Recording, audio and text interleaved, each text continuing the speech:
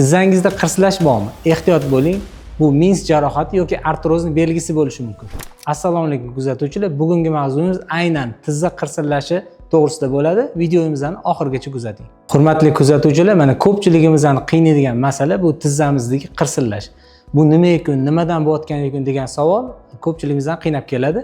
Bu savolning javobi oddiygina tizza qirsillashini oldin tahlil qilib chiqamiz. Qaysi holatda qirsillaydi? Agar tizza qirsillashi bizani bolaligimizdan bo'lsa va u davom etib kelayotgan bo'lsa, bu xavfli holat hisoblanmaydi.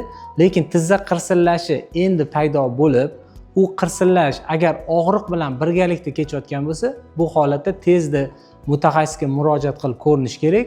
Bu artrozni boshlanishi bo'lishi mumkin. Agar tizza qirsillashimiz zinadan chiqib tushganda yoki namozga o'tirib turgan vaqtda bo'lib qolgan paytda qirsillash belgisi yo'q bo'lsa, bu Minsk jarohatidan belgi bo'lishi mumkin.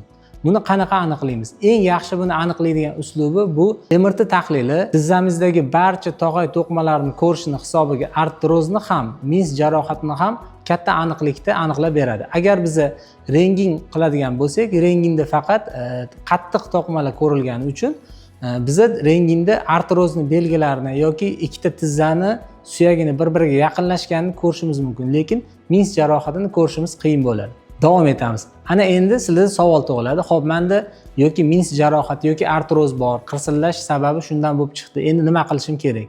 Eng avvalo buni sababini o'rganib chiqish kerak.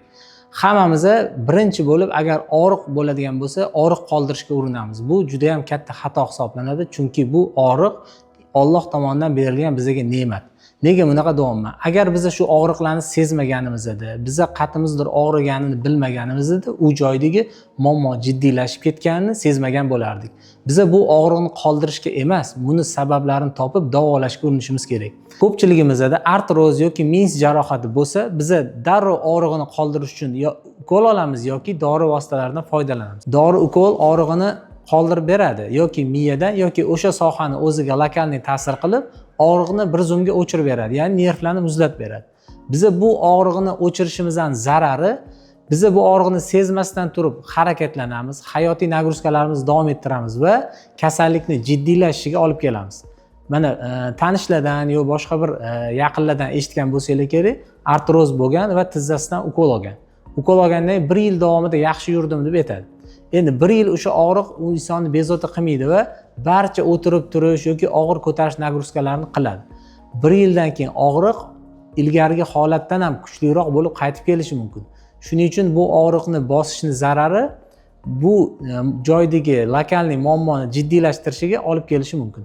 Agar biz og'riqni bosishga urinmasdan uni kelib chiqish sabablarini aniqlab unga qarshi kurashadigan bo'lsak, artrozni inshaalloh to'liq ildizi bilan davolashga erishishimiz mumkin bo'ladi. Endi aytishinglar mumkin, nimadan kelib chiqish mumkin? Qirsillash, Minsk jarohati yoki artroz.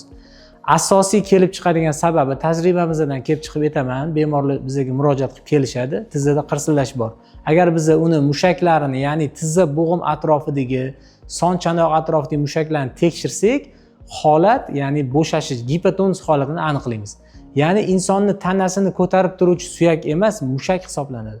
Mushak sistemamizda bo'shashish bo'lsa, quvvatsizlik bo'lsa, suyaklarning muvozanati muallaq bo'lmaydi va harakatimizda qirsillash ovozini beradi. Agar biz bu mushaklarning quvvatini oshirishga urinmasak, kasallik kelib chiqish sababini qidirmaydigan bo'lsak, kasallikdan butkul qutula olmasligimizga olib keladi. Tajribamizdan kelib chiqib aytaman, qirsillashning asosiy sababi ikkita sabab deb aytadigan bo'lsak, bittasi biomexanikani buzilishi, ya'ni mushak pay tizimidagi bo'shashishlik, nerv qisilishlari hisoblanadi. Ikkinchisi bu moddalar almashinuvining buzilishi, ya'ni tarkibida kalsiyga boy bo'lmagan ovqatlanish yoki vitamin D ni yetishmasligi deb aytaman. Shu ikkita sabab bilan kurashib, ya'ni vitamin D miqdorini tekshirtirib, inson bo'g'im atrofidagi mushaklarini, paylarini holatini to'g'rilaydigan bo'lsa, bu holatdan tezda qutulish imkoniyati mavjud bo'ladi. Bu yo'nalishda bizning neyrobalans klinikamizda ajoyib texnikadan foydalanamiz. Kinezologiya peditr degan yo'nalish bor. Bu yangi yo'nalish. Bu yo'nalish orqali barcha tizza bo'g'imizni, oyog'imizni atrofidagi mushaklarni tekshirib, tonusini aniqlash imkoniyati bor. Bu tonusni aniqlagandan keyin bu tonusni ko'taruvchi nerv qisilishlari holatini topib, o'sha nervlarni ochish orqali biomexanikani o'ziga keltirish imkoniyati bor. Ana undan keyin maxsus mashqlar va vitaminlarni muvozanatga qo'ysak, tizza qirsillashi, mins jarohati va artrozdan butkul qutulish imkoniyati bor. Birinchi, ikkinchi darajali artrozda alhamdulillah natijalar yaxshi. Agar 3-daraja erta bo'lsa, bu holatda ham umid bor. Agar 4-bosqichga o'tib ketgan artroz holati bo'lsa, operatsiyasiz yurmoqchi bo'lgan bemorlarga xuddi shunaqa muolaja o'tkazib, ularni hayot sifatini, og'riqlarini qoldirib, yaxshi olib yursa bo'ladi. Agar sizda ham tizza qirsillashi, mins jarohati yoki artroz bezovta qilayotgan bo'lsa, og'riq qoldiruvchi yoki ukol dorilarga shoshilmasdan bizani ushbu raqamlar orqali klinikamizga murojaat qiling. Biz sizlarni tekshirib, aniq tashxis qo'yib, davolab inshaalloh tuzatamiz.